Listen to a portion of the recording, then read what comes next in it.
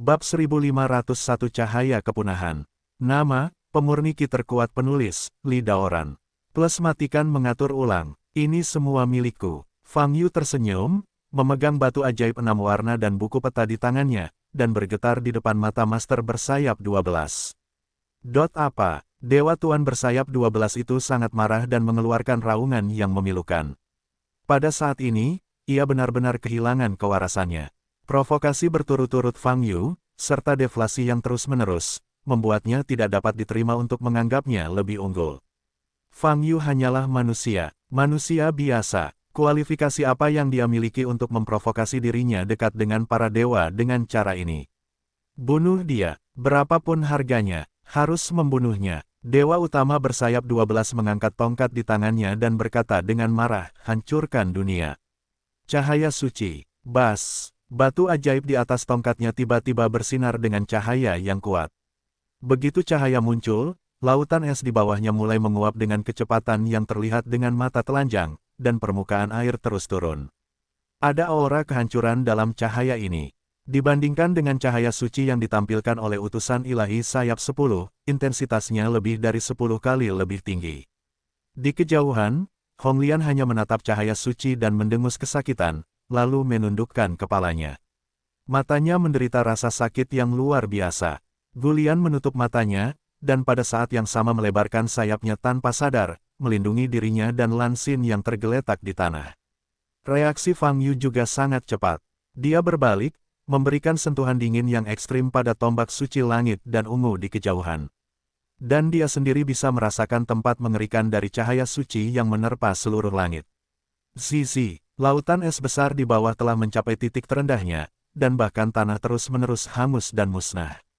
Kecepatan penyebaran cahaya suci sangat cepat, dalam beberapa detik, segala sesuatu yang dapat dilihat dalam radius puluhan kilometer, diselimuti oleh cahaya suci, dan kemudian dimusnahkan.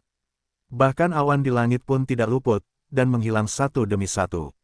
Di bawah cahaya-cahaya suci, semuanya punah. Bising. Perasaan dingin ekstrim yang keluar dari permukaan tubuh Fang Yu hangus oleh cahaya suci. Perisai yang dibentuk oleh makna kental dari dingin yang ekstrim terus-menerus dikurangi. Energi macam apa ini? Kuat. Fang Yu melihat batu ajaib pada tongkatnya dalam cahaya terang, matanya bergerak sedikit. Berbeda dengan Gulian, dia membuka mata wawasannya, matanya sama sekali tidak dirugikan oleh cahaya suci. Bising, saat Fang Yu berpikir, cahaya suci telah menyebar puluhan kilometer jauhnya. Bingyang, semua makhluk, aura, semuanya lenyap seluruhnya di bawah cahaya-cahaya suci. Bahkan teratai merah di belakang, kembang api merah di permukaan sayap perlahan-lahan musnah, dan bulu-bulunya hangus. Ini tidak boleh disebut cahaya suci, ini harus disebut cahaya kematian, melambangkan cahaya kematian. Tidak bisa membiarkannya terus berlanjut. Fang Yu memandang dewa-dewa 12 sayap di depannya dengan mata yang menakjubkan. Dia mengangkat tangan kanannya, hantu tubuh roh Dao masih menutupi tangan kanan. Wow, dengan pikiran, hantu itu langsung mengembang. Tapi kali ini, bukan hanya bayangan-bayangan lengan kanan yang melebar, tapi garis seluruh tubuh Fang Yu. Jika aku bisa langsung diintegrasikan ke dalam hantu, maka aku juga akan menjadi raksasa. Mata Fang Yu bergerak sedikit, dan hatinya berkata. Begitu pemikiran ini muncul, Fang Yu merasakan penglihatannya berubah. Dia melihat ke bawah lagi dan menemukan bahwa tubuhnya menjadi besar. Dia benar-benar menyatu dengan hantu besar yang dilepaskan oleh tubuh roh Dao. Fang Yu saat ini pada dasarnya berada pada level yang sama dengan dewa utama bersayap 12 di depannya. Perasaan menjadi raksasa, sepertinya tidak banyak berubah, kata Fang Yu sambil melihat tangannya. Tapi dia dengan cepat pulih dari hal baru dan kejutan, mengangkat kepalanya untuk melihat dewa-dewa 12 sayap, dan mengambil langkah maju. Bas! Dalam sekejap, Fang Yu datang ke depan dewa-dewa 12 sayap. Dewa-dewa 12 sayap masih melepaskan cahaya suci. Melihat Fang Yu yang tiba-tiba mendekat dan menjadi besar, matanya terbuka lebar, dan hatinya kaget.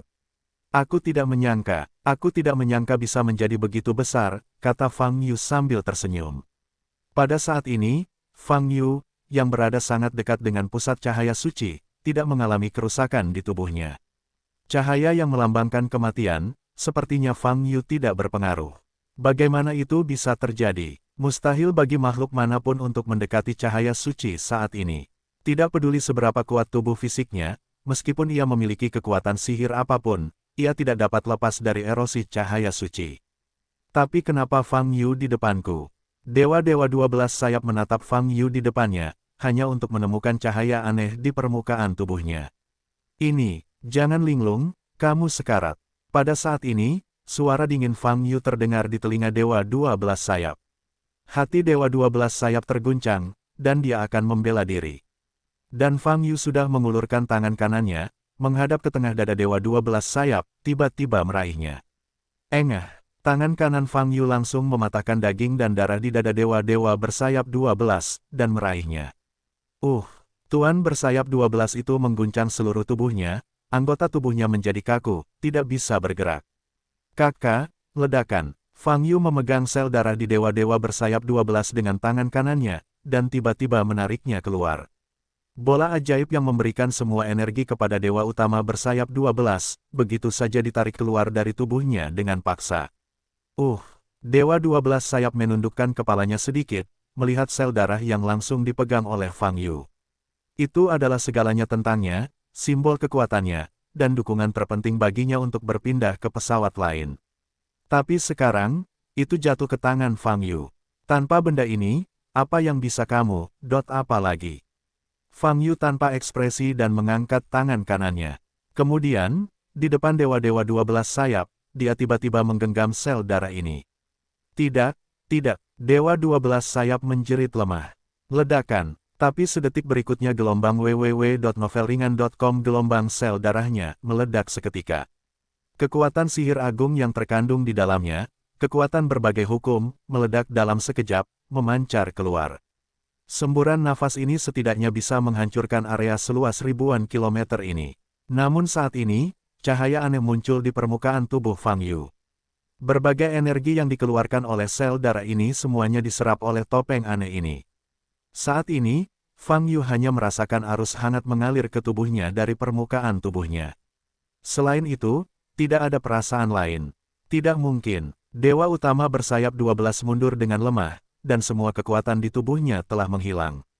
Ia bahkan tidak bisa memegang tongkat di tangannya dengan erat, mengendurkannya dan jatuh. Fang Yu segera mengulurkan tangannya dan meraih tongkat itu. Batu ajaib di atas tongkatnya tidak lagi bersinar.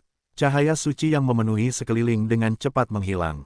Dan tubuh dewa-dewa bersayap 12, sambil menatap Fang Yu, melangkah mundur.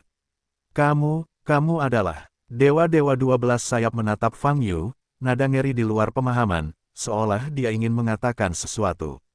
Tapi, detik berikutnya, tubuhnya berubah menjadi kerikil dan mulai hanyut, berubah menjadi debu berwarna merah darah yang tak terhitung jumlahnya. Bahkan tubuh staf di tangan Fang Yu telah menghilang, hanya menyisakan batu ajaib berwarna keperakan di tangannya. Batu ajaib besar ini masih agak panas. Fang Yu memegangnya di tangannya dan melihat ke depan. Tidak ada seorang pun, yang disebut Dewa Penguasa bersayap 12, yang awalnya sangat kuat dan perkasa, menghilang begitu saja di udara dan punah di dunia. Akhirnya, selesaikan dewa sialan ini. Fang Yu menggelengkan kepalanya dengan lembut, bergumam. Seluruh dunia secara bertahap kembali damai. Namun area yang terbakar oleh cahaya suci telah hangus. Lautan es yang asli telah menghilang, dan hanya tanah gelap di dasarnya yang terlihat. Dan jalan candi serta gerbang di belakang dibakar menjadi tumpukan abu. Meskipun Dewa Utama bersayap 12 telah menghilang, area dalam jarak 100 km, kematian masih terus terisi. Fang Yu berdiri di tempat, melihat batu ajaib besar dan berwarna keperakan di tangannya, matanya berkedip-kedip. Batu ajaib ini menjadi panas, dan dia bisa merasakan kekuatan agung dan suci yang terkandung di dalamnya. Batu ajaib apa ini? Fang Yu dengan hati-hati mengamati batu ajaib cahaya perak di tangannya, tetapi tidak mendapatkan jawaban. Tetapi pada saat ini, tangan kiri yang memegang batu ajaib itu tiba-tiba bersinar terang. Sama seperti sebelumnya, batu ajaib ini diserap oleh cahaya lapisan arloji kiri dan menghilang. Dan Fang Yu hanya bisa merasakan arus hangat dari luar ke dalam, tidak ada yang lain. Dalam beberapa detik, batu ajaib yang meledak dengan kekuatan yang belum pernah terjadi sebelumnya dan memusnahkan segalanya dalam jarak 100 km, menghilang begitu saja.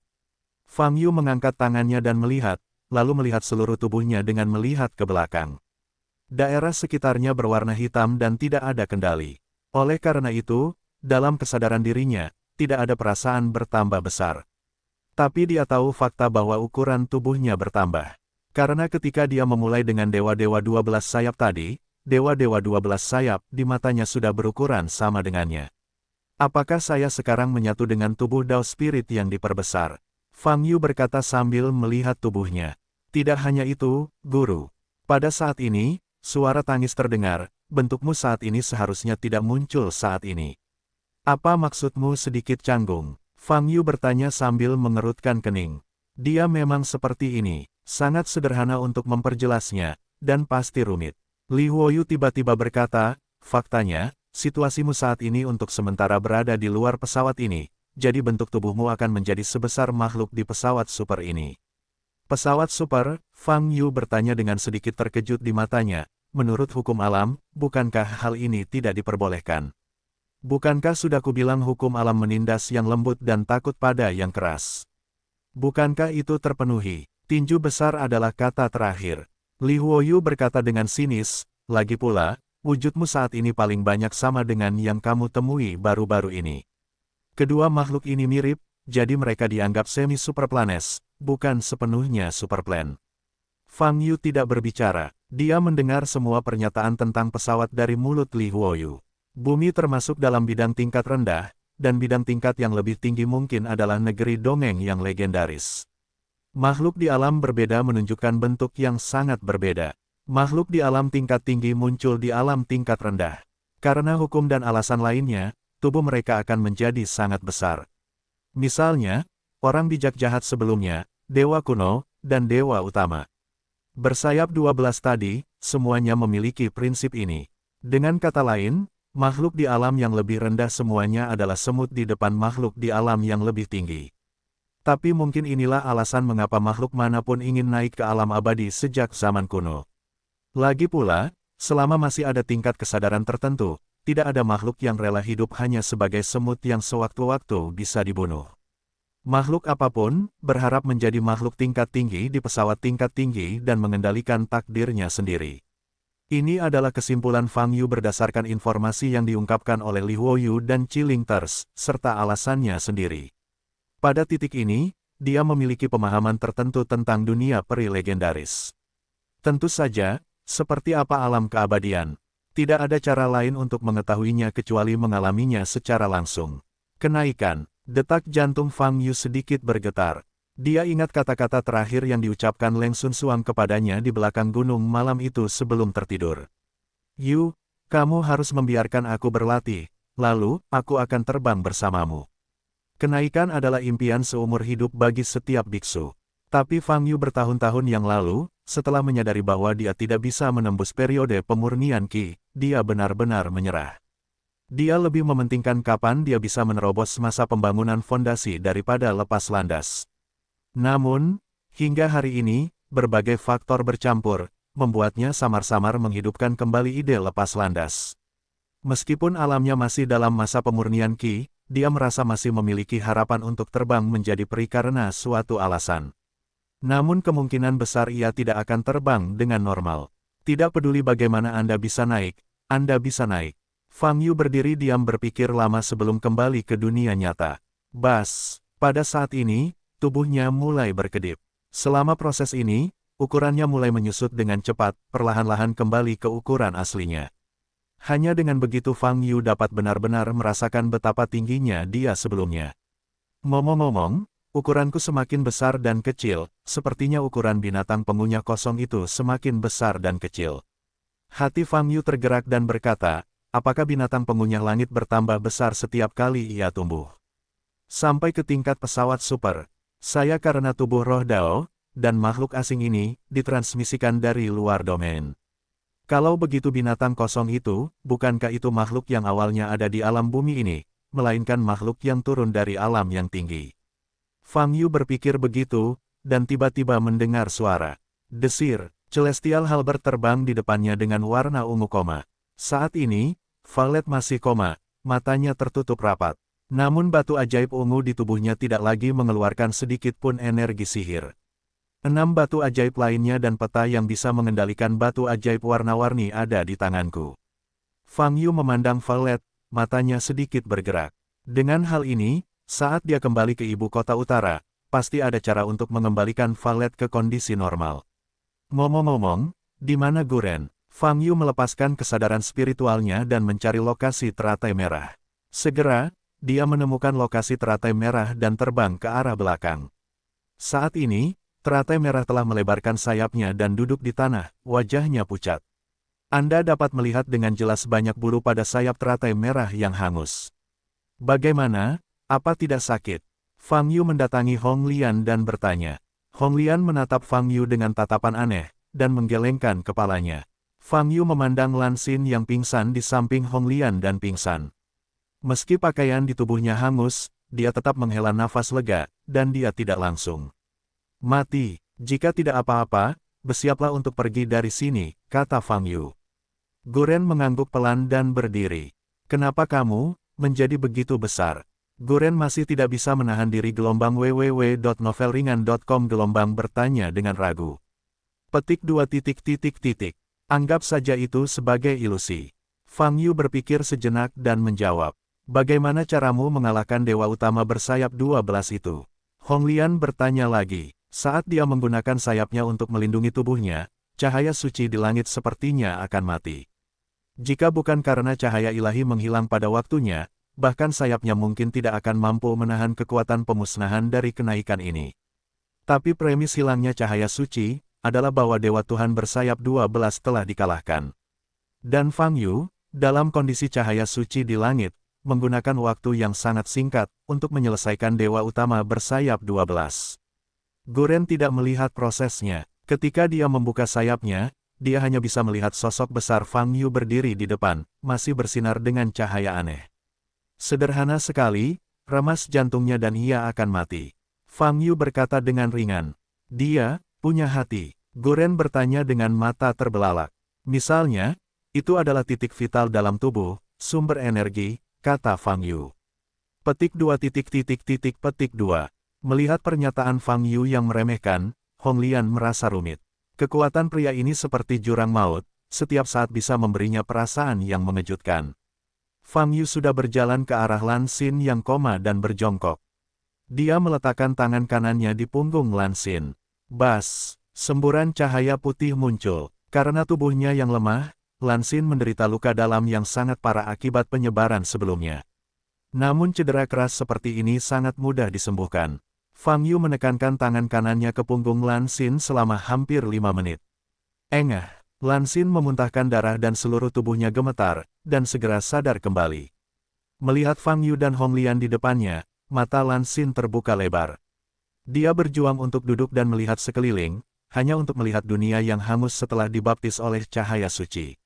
Ini, Lan Xin tidak bisa berkata apa-apa, hanya ketakutan di matanya.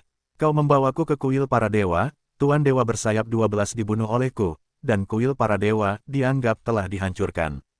Adapun janji untuk menyelamatkan hidupmu, aku melakukannya juga. Fang Yu berdiri di depan Lan Xin, dengan ringan berkata, jadi, jangan lewati, jangan pernah bertemu denganmu lagi. Setelah berbicara, Fang Yu berbalik dan memandang Hong Lian. Kamu bisa kembali, kata Fang Yu. Ya, jawab Gulian. Fang Yu segera menggunakan teknik teleportasi, mengangkat tangan kanannya, dan membuka portal di depannya. Setelah itu, dia membawa Violet, diikuti oleh Hong Lian dan memasuki portal. Wow, lampu portal menyala dan menghilang di depan mata Lan Xin. Saat ini, Lan Xin masih duduk di tempatnya. Baginya, kejadian hari ini seperti mimpi. Kuil para dewa, hilang. Dewa-dewa 12 sayap, dibunuh oleh Fang Yu. Segala sesuatu di depan saya tampak sangat tidak nyata. Lan Xin sedang duduk di tanah hangus, memegangi kepalanya dengan tangannya, dia terlalu lambat untuk melupakannya. Titik titik titik. Beidou, Mansion No. 101. Karena jarak yang sangat jauh, terowongan luar angkasa yang dibangun agak tidak stabil. Oleh karena itu, ketika Fang Yu dan Hong Lian bergegas keluar dari terowongan luar angkasa, mereka hampir terhuyung dan tidak tahu arah. Boom! Keduanya menghantam tanah bersama-sama, dan suara teredam pun meledak. Fang Yu bangkit dari tanah yang runtuh dan melompat keluar dari lubang. Jika kamu ingin istirahat, istirahatlah.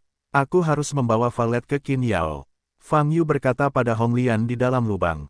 Guren pun berdiri, dan menepuk-nepuk debu di tubuhnya. Fang Yu tidak banyak bicara, mengambil bunga valet dan langsung menuju ke sanatorium. Qin Yao kebetulan berada di panti jompo. Melihat valet yang tidak sadarkan diri, wajahnya berubah dan dia segera berlari ke depan. Tuan Fang, ada apa dengan dia? Qin Yao bertanya dengan cemas. Valet pernah membantunya di panti jompo sebelumnya, dan keduanya memiliki hubungan yang baik. Apa masalah spesifiknya? Aku harus mempelajarinya juga. Kamu bisa merawatnya dulu dan menyembuhkan luka dalam dan luar yang terlihat jelas di tubuhnya. Fang Yu berkata, tunggu sampai saya menemukan hasilnya, saya akan datang lagi. Bagus, Qin Yao segera mengangguk. Fang Yu membawa valet ke kamar dan membaringkannya di tempat tidur. Tidak ada masalah jika Qin Yao menjaga valet di sini.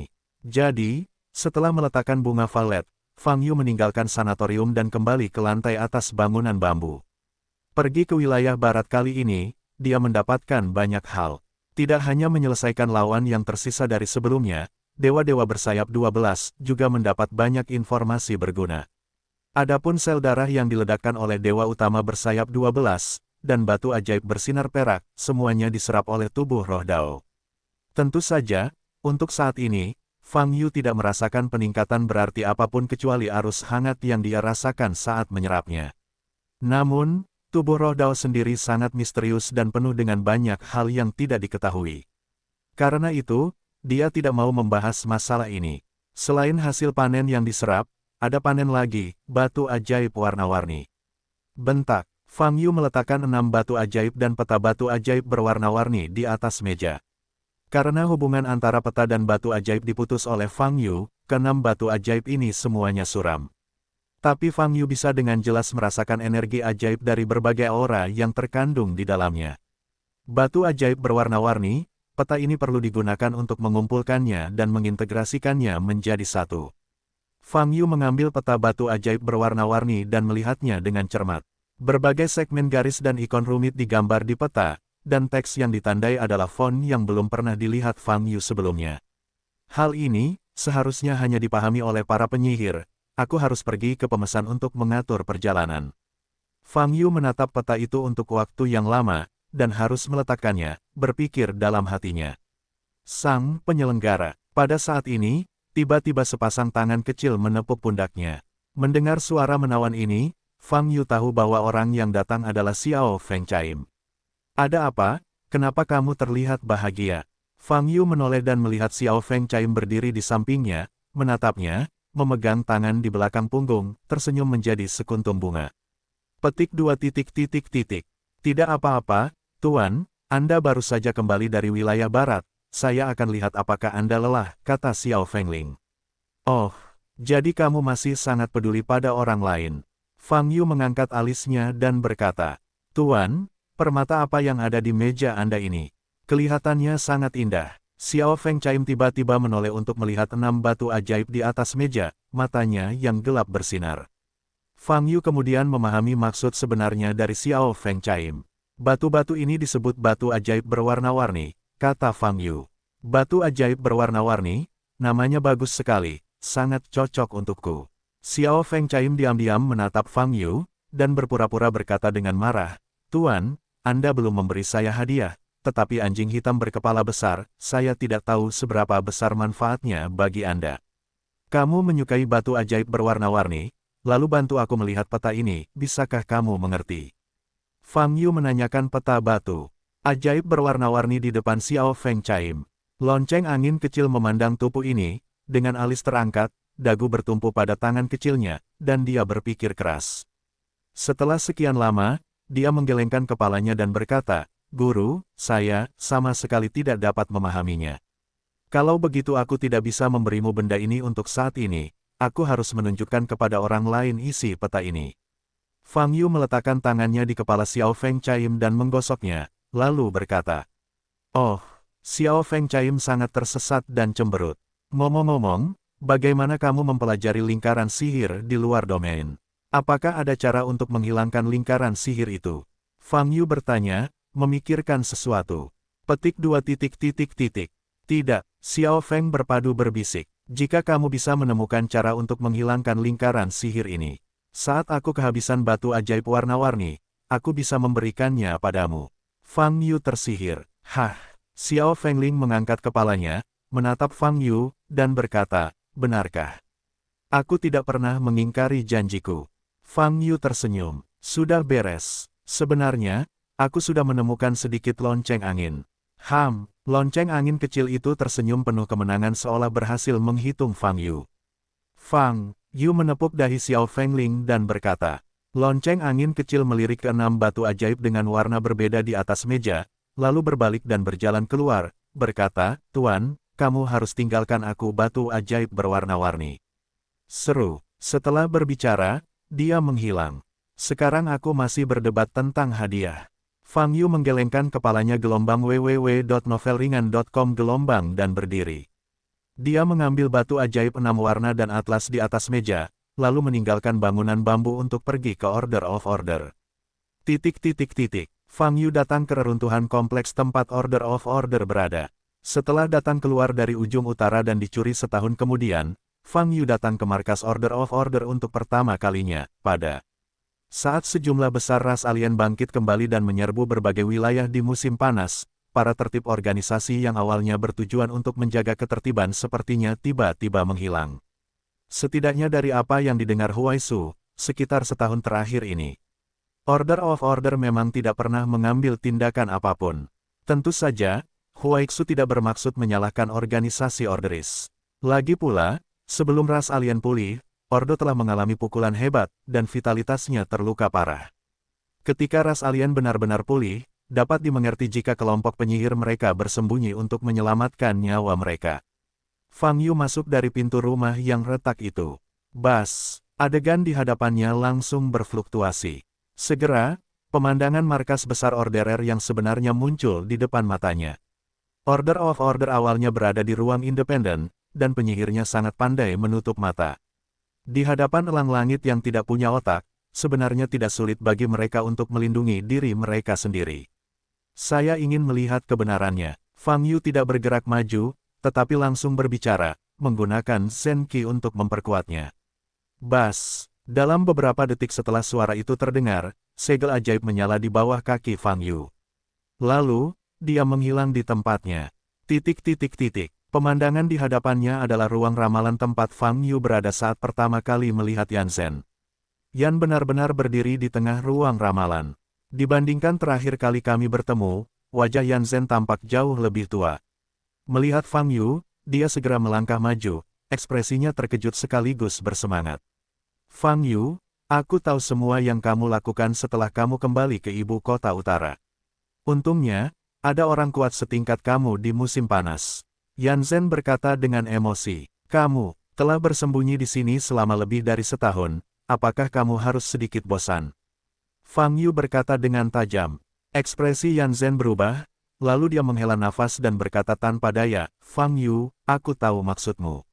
Petik 2, jangan khawatir, aku di sini bukan untuk mengejarmu hari ini, hanya mengobrol dan menggoda. Fang Yu tersenyum, percaya atau tidak, alasan kenapa kami tidak bergerak, sungguh tidak berdaya. Yan Zhen menghela nafas. Saya ingin mendengar lebih banyak. Fang Yu berkata dengan mata sedikit bergerak. Faktanya, ketika ras alien baru saja muncul, kita sudah memperkirakan datangnya krisis. Yan Zhen masih menatap matanya, dan berkata, namun, semua wilayah utama di musim panas, termasuk Beidou, tidak waspada. Kami segera ingin memberitahu Asosiasi Seni Bela Diri dan Biro Penjaga untuk memperingatkan mereka akan krisis yang akan datang. Aku tidak menyangka, kami baru saja akan pergi, tapi ada tamu tak diundang yang masuk ke markas Order of Order kami. Mata Fang Yu sedikit berubah. Dia sudah tahu dari mana datangnya tamu tak diundang yang dikatakan Yan Zhen. Mereka sangat kuat, dan keajaiban seluruh ordo kita bukanlah lawan mereka. Yan Zhen melanjutkan, tetapi karena perlindungan penghalang yang ditetapkan oleh nenek moyang, mereka tidak dapat membunuh kita semua sekaligus. Tetapi sebelum mereka pergi, mereka memperingatkan kita. Jika ada yang berani mengatakan apa yang mereka lihat dalam ramalan, mereka akan kembali lagi. Mereka mengatakan bahwa ketika mereka mencari pintu itu lain kali, penghalang itu tidak dapat lagi menghalangi mereka. Apakah tamu tak diundang ini mengaku sebagai penghukum? Fang Yu bertanya, sedikit menyipitkan matanya.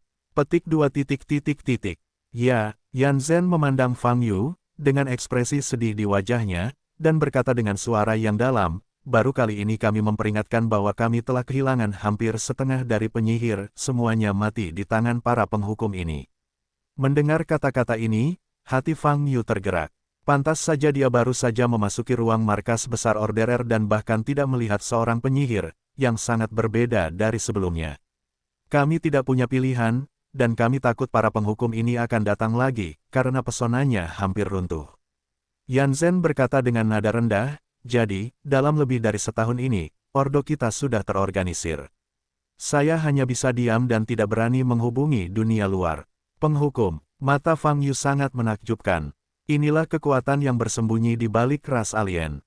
Jika Anda menggalinya, Anda bisa mengetahui kebenaran invasi alien.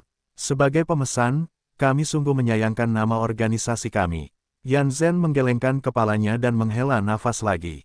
Tidak ada yang akan menyalahkanmu, menghadapi kematian, benar-benar tidak ada pilihan, kata Fang Yu. Yan Zhen memandang Fang Yu dan berkata, untungnya, kamu. Jika tidak, ras alien di dunia ini akan benar-benar menghancurkan umat manusia kita. Omong-omong, saat kamu biasa meramal nasibku, kamu melihat bintang hitam bergegas ke arahku di grafikku. Mata Fang Yu bergerak sedikit dan berkata, bintang hitam ini. Bencana kebangkitan ras asing. Masalah ini, wajah Yan Zhen sedikit berubah, sedikit ketakutan muncul di matanya, dan dia menggelengkan kepalanya, aku tidak yakin. Perubahan ekspresi Yan Zhen semuanya terlihat di mata Fang Yu. Dia tahu bahwa suatu kekuatan tidak akan membiarkan Yan Zhen mengatakan apa yang dia lihat dalam ramalan. Oleh karena itu, dia hanya menanyakan pertanyaan ini dengan santai, dan tidak menginginkan jawaban. Ngomong-ngomong, kali ini aku di sini untuk menunjukkan kepadamu sebuah item. Fang Yu mengeluarkan batu ajaib 6 warna dan petanya. Yan Zhen melihat 6 batu ajaib di tangan Fang Yu, serta petanya, matanya melebar, dan matanya penuh keterkejutan. Ini batu ajaib berwarna-warni. Yan Zhen bertanya dengan penuh semangat. Seharusnya begitu, setidaknya penyihir kuil dan dewa utama bersayap 12 menyebutnya seperti ini. Jawab Fang Yu, semua, kuil para dewa. Ya Tuhan, Yan Zhen tampak ngeri, dan mundur beberapa langkah. Apa masalahnya? Fang Yu bertanya dengan cemberut. Kamu, batu ajaib warna-warnimu, dari mereka. Yan Zhen bertanya dengan tergagap. Ya, itu diambil dari mereka. Fang Yu berkata, ngomong-ngomong, bukankah aku melihat hantu dewa-dewa 12 sayap di dinding nubuat, sekarang aku telah menyelesaikannya. Omong-omong, kuil para dewa telah dihancurkan. Selanjutnya, haruskah aku bertemu dengan kepala botak yang buncit itu? Wajah Yan Zhen berubah, jelas dia belum merasa lega. Dia mendengar jawaban Fang Yu kepada Tuan bersayap 12, kepalanya terbentur, dan dia tidak dapat mendengar apapun. Pecahkan 12 sayap dewa utama, hancurkan kuilnya. Apakah ini benar? Yan Zhen memandang Fang Yu dan menjadi linglung untuk beberapa saat. Jangan kaget, menurut apa yang kamu katakan sebelumnya, karena aku bisa melihat dewa-dewa bersayap 12 di dinding nubuat, itu hanya masalah waktu sebelum aku melawannya, kata Fang Yu. Mendengar kata-kata tersebut, Yan Zhen pulih, namun keterkejutan di wajahnya masih belum memudar. Itu adalah kuil para dewa dan dewa utama bersayap 12. Bagi banyak penyihir di dunia, kuil para dewa adalah keberadaan yang legendaris. Dikatakan bahwa tidak hanya ada dewa sungguhan, tetapi juga banyak penyihir. Dan penyihir yang bisa memasuki kuil para dewa harus memiliki kekuatan yang sangat kuat, setidaknya 10 bintang atau lebih. Tapi sekarang, dewa utama dan kuil sebenarnya hancur. Jika Anda mendengar ini dari orang lain, Anda mungkin tidak percaya. Orang yang bisa berbicara adalah Fang Yu. Keberadaan orang ini sudah merupakan tindakan melawan langit. Sepertinya dia bisa melakukan apa saja.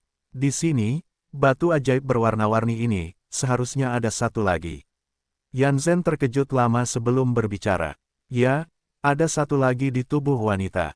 Fang Yu berkata, aku datang kepadamu hanya untuk melihat apakah kamu dapat memacu peta ini untuk mengeluarkan batu ajaib dari wanita itu.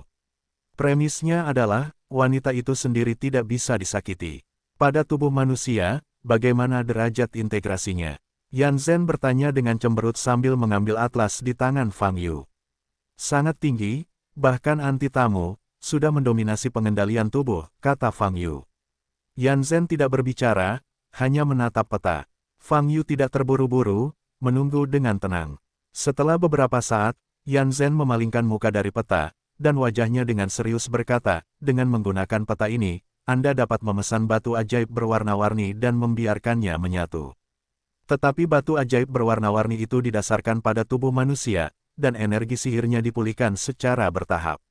Jika batu ajaib itu dipisahkan sepenuhnya, tubuh manusia pasti akan rusak. www.novelhall.com Karena integrasi jangka panjang, batu ajaib telah menjadi tubuh manusia. Bagian dari itu, cederanya hanya 100 hari, kan? Fang Yu bertanya. Hampir. Yan Zhen mengerutkan kening, bagaimanapun, tidak mungkin untuk menghilangkan batu ajaib itu jika kamu ingin benar-benar tidak terluka. Mata Fang Yu berkedip, dia berpikir sejenak, dan berkata, lalu bagaimana jika 6 batu ajaib ini juga diizinkan masuk ke tubuh wanita itu, dan menyatu di dalam tubuhnya? Tidak mungkin, tubuh manusia tidak dapat menahan semua kekuatan sihir dari batu ajaib berwarna-warni. Yan Zhen berkata, mundur selangkah, bahkan jika batu ajaib berwarna-warni menyatu di tubuhnya, dia dapat menanggungnya, maka tubuh akan mendominasi. Itu juga ada di tangan Fasi, tidak dapat kembali ke kendali itu kesadaran wanita itu sendiri. Kalau begitu, hanya ada satu cara untuk mengeluarkan batu ajaib dari tubuh. Fang Yu bertanya. Ya, jawab Yan Zhen. Kalau begitu aku hanya bisa mencoba. Fang Yu mengangguk. Yan Zhen melihat peta itu dan berkata, saya masih perlu waktu untuk memahami peta ini. Jangan terburu-buru, Fang Yu berkata sambil melihat sekeliling. Disinilah Yan Zhen meramal untuk pertama kalinya. Memikirkan serangkaian hal yang terjadi baru-baru ini, Fang Yu ingin melakukan ramalan lagi. Tapi masalahnya adalah, meskipun dia benar-benar melihat sesuatu, dia tidak bisa mengatakannya. Tetapi bagaimana jika ramalan Fang Yu sendiri? Dia selalu bisa melihat hasilnya, bukan? Memikirkan hal ini, mata Fang Yu berbinar, menatap Yan Zhen yang masih melihat atlas, dan berkata, Yan Zhen, bisakah kamu mengajariku cara meramal? Ajari kamu, meramal. Yan Zhen tertegun sejenak, tidak mengerti apa maksud Fang Yu. Ya, aku ingin meramal untuk diriku sendiri sekali. Fang Yu tersenyum. Fang Yu telah mempelajari teknik ramalan beberapa tahun yang lalu. Namun meskipun ia penasaran dengan teknik ramalan pada saat itu, ia tidak terlalu percaya dengan keakuratan teknik ramalan tersebut. Menurutnya, cara kerja dunia didasarkan pada hal yang tidak diketahui, dan tidak ada yang bisa diprediksi. Oleh karena itu, dia tidak mempelajari seni ramalan, hanya untuk menghabiskan waktu dan mempelajarinya sesuka hati. Dia telah menguasai beberapa heksagram dan seni gambar sederhana, tetapi dia tidak mahir. Belum pernah ada penelitian mengenai fisiognomi teratas yang dapat memprediksi masa depan. Namun seiring berjalannya waktu, terutama dalam 2 tahun terakhir, mentalitas Fang Yu berubah. Ia selalu merasakan bahwa di tengah-tengahnya, seolah-olah ada andil besar yang mendorong perkembangan segalanya. Ini seperti pertama kali dia melihat Jiru Mei, dan kemudian menemukan surat wasiat yang ditinggalkan oleh Lin Batian, dan Master Dao Tian. Berbagai peristiwa bercampur, dan ada hubungan samar di antara mereka. Poin penting lain yang dapat mengkonfirmasi keberadaan ramalan itu adalah bahwa Fang Yu melihat hantu dewa utama bersayap 12 di dinding ramalan. Tahukah Anda, sebelumnya dia belum pernah melihat makhluk serupa. Namun setelah melihat 12 dewa penguasa sayap di tembok nubuat, Fang Yu benar-benar bertemu dengan utusan dewa agung dari berbagai dewa di wilayah barat, dan akhirnya benar-benar bertarung dengan 12 dewa penguasa sayap. Lebih dari setahun yang lalu, Xiao Ling memandang Fang Yu dan berkata, saya tidak akan pernah lupa, pasti ada tanggapan. Belakangan, jiwa Leng Sun Suang benar-benar muncul kembali di Jiru Mei. Singkatnya, semua fakta membuat Fang Yu lambat laun percaya pada teknik ramalan dan kemungkinan meramal masa depan.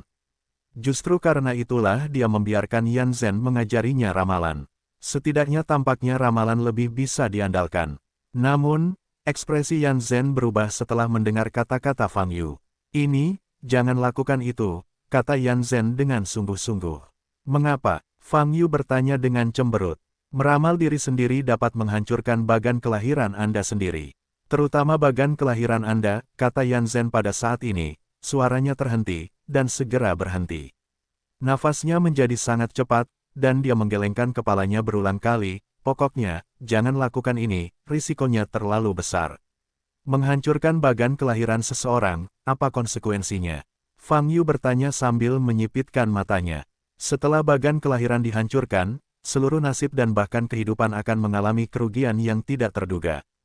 Yan Zhen berkata dengan sungguh-sungguh, ini seperti fondasi sebuah bangunan, tiba-tiba ada bagian yang hilang atau retak, konsekuensi ganda ini negatif dan dampaknya sangat besar. Mata Fang Yu bergerak sedikit dan tidak berbicara. Fang Yu, dengan nasibmu, tidak perlu mengambil risiko untuk melakukannya. Yan Zhen menasihati lagi, setelah bagan kelahiran rusak, tidak ada cara untuk memperbaikinya. Li Huoyu, sangat dingin, bagaimana menurutmu? Saat ini, Fang Yu bertanya tentang dua roh di tubuhnya. Petik 2. Apa yang kamu minta kami lakukan? Li Huoyu terdiam beberapa detik sebelum bertanya secara retoris. Saya ingin mendengar pendapat Anda, kata Fang Yu. Tuan, kamu dapat melakukan apapun yang kamu inginkan. Air mata dingin berkata dengan ringan. Dapat dikatakan bahwa melakukan hal ini dapat merusak bagan kelahiran saya. Apakah risikonya sedikit lebih besar? Fang Yu bertanya. Bagan kelahiran atau semacamnya, dengarkan saja. Bagaimanapun, orang ini hanyalah orang biasa, dan kognisinya terbatas, kata Li Huoyu. Oh, maksudmu, kebenarannya tidak masuk akal. Fang Yu bertanya, tidak bisa dikatakan itu omong kosong. Li Huoyu sepertinya sedang mempertimbangkan sesuatu, nadanya sedikit aneh. Tuan, tidak ada gunanya bagi Anda untuk mengatakan bahwa bagan kelahiran rusak. Jika Anda ingin mencoba meramal sendiri, lakukanlah. Tangisan air mata dingin berlanjut. Jadi, mata Fang Yu bergerak sedikit. Pokoknya, kamu bisa melakukan apapun yang kamu mau. Lagi pula, menurutku kamu tidak akan mendapatkan hasil apapun dari ramalan itu, gumam Li Huoyu. Kalau begitu cobalah. Fang Yu mengambil keputusan. Dia memandang Yan Zhen, tersenyum, dan berkata, Yan Zhen, apapun yang terjadi, kamu harus mengajariku ramalan terlebih dahulu. Wajah Yan Zhen berubah, menatap Fang Yu, dia akhirnya mengangguk. Meskipun dia tidak banyak berhubungan dengan Fang Yu, dia tahu betul bahwa pria kuat seperti Fang Yu memiliki sifat keras kepala sendiri. Dia sudah memberitahu Fang Yu tentang risikonya, dan jika Fang Yu bersikeras melakukan ini, dia tidak bisa menghentikannya. Kalau begitu aku akan mengajarimu. Yan Zhen berkata sambil menghela nafas ringan. Dalam beberapa jam berikutnya, Fang Yu berada di ruang batu ramalan Yan Zhen, dan mengikuti Yan Zhen untuk mempelajari ramalan bintang laut. Dalam waktu sekitar 3 jam, Fang Yu telah sepenuhnya menguasai ramalan Xinghai. Hal ini membuat Yan Zhen sangat terkejut. Ramalan bintang laut ini, dia menghabiskan 10 tahun hanya mempelajari formasinya. Tentu saja, ruangan batu ini telah memasang lingkaran sihir, dan Fang Yu tidak perlu melakukannya lagi. Namun, Fang Yu harus sepenuhnya memahami lingkaran sihir yang ditetapkan sebelum dia benar-benar dapat memulai ramalan bintang laut. Dan proses memahami lingkaran sihir juga merupakan langkah tersulit. Tapi Fang Yu, dia memiliki pemahaman yang komprehensif dalam waktu kurang dari 3 jam. Bahkan sampai dia bisa menunjukkan posisi dan fungsi tanda di lingkaran sesuka hati, dia bisa mengatakannya dengan santai. Dan level ini dianggap sukses besar. Kamu telah sepenuhnya menguasai ramalan Xinghai. Yan Zhen berkata dengan ekspresi aneh pada Fang Yu. Kesenjangan antar manusia sangat besar. Pada awalnya, dia mengikuti instrukturnya untuk mempelajari ramalan bintang laut, dan butuh lebih dari 10 tahun untuk menguasainya. Tapi Fang Yu di depannya membutuhkan waktu kurang dari 3 jam. Meski belum benar-benar dipraktikkan, namun penguasaan teorinya saja sudah mencapai tingkat yang sangat tinggi. Kalau begitu, maka aku akan meramal diriku sendiri, kata Fang Yu. Meskipun dia sudah tahu bahwa Fang Yu akan melakukan ini sejak lama, Yan Zhen masih mengubah wajahnya ketika semuanya berakhir, dan bertanya, apakah kamu yakin ingin melakukan ini? Pikirkan lagi, keberadaan orang kuat setingkat Fang Yu adalah berkah musim panas, dan bahkan berkah umat manusia. Jika sesuatu terjadi pada Fang Yu, ini akan menjadi kerugian yang tak tertahankan bagi umat manusia. Oleh karena itu, Yan Zhen masih ingin menghalangi Fang Yu. Jangan khawatir, Sejujurnya, saya berjanji tidak akan mendapat banyak masalah. Adapun hasil ramalannya, sulit untuk mengatakannya. Fang Yu berkata, juga, untuk memastikan keselamatanmu, kamu harus menjauh dari ruangan ini untuk sementara waktu. Petik 2 titik titik titik. Saya mengerti. Kata-katanya telah mencapai titik ini, dan Yan Zhen tidak bisa berkata apa-apa lagi. Baiklah, pinjamkan aku tongkatmu, kata Fang Yu. Yan Zhen mengangkat tangannya dan menyerahkan tongkatnya kepada Fang Yu. Fang Yu mengambil tongkat itu dan tersenyum dan berkata, kamu pergi dulu. Wajah Yan Zhen serius, dan dia perlahan mengangguk, berbalik untuk pergi, tetapi mau tidak mau berbalik dan berkata, Fang Yu gelombang www.novelringan.com gelombang secara teori, orang memang bisa meramal diri mereka sendiri, tapi di kenyataannya, hanya sedikit orang yang melakukannya. Starcy Auguri bisa melakukannya, aku tidak yakin. Tenang, apapun hasilnya, aku tidak akan menyalahkanmu, kata Fang Yu. Yan Zhen mengangguk dan berbalik untuk pergi. Dalam ramalan terakhir, dia melihat bagan kelahiran Fang Yu dan juga melihat beberapa hal yang seharusnya tidak dia lihat. Sejak itu, dia merasa sedang ditatap oleh sepasang mata yang tak terlihat. Kapan saja, bahkan jika Anda mengingat ingatan itu, Anda akan menerima peringatan keras. Sekarang Fang Yu akan melakukan ramalan diri. Mata tak terlihat itu, juga akan menggunakan metode yang sama untuk memperingatkan Fang Yu. Apa yang akan terjadi pada Yan Zhen penuh keraguan dan meninggalkan ruangan. Titik titik titik. Fang Yu adalah satu-satunya yang tersisa di ruangan besar itu. Fang Yu berjalan perlahan menuju segel di tengah ruangan dan mengangkat tongkat di tangannya. Bas, batu ajaib di atas tongkatnya bersinar. Sebenarnya, ketika tongkat itu memancarkan kekuatan sihir, itu dapat mengaktifkan seluruh lingkaran ramalan bintang laut. Benar saja, tidak butuh waktu lama hingga tongkat itu bersinar, dan lingkaran sihir di lantai seluruh ruangan juga bersinar. Dinding dan lantai ruangan semuanya menjelma menjadi galaksi, cerah dan penuh misteri. Sedikit bintang, menutupi lingkaran sihir aslinya. Saat ini, ramalan Xinghai sudah mulai berlaku. Fang Yu memegang tongkat itu dan menutup matanya. Saat ini, dia merasakan tubuhnya menjadi ringan dan ringan, seolah-olah dia benar-benar telah meninggalkan tanah, mengambang di lautan bintang.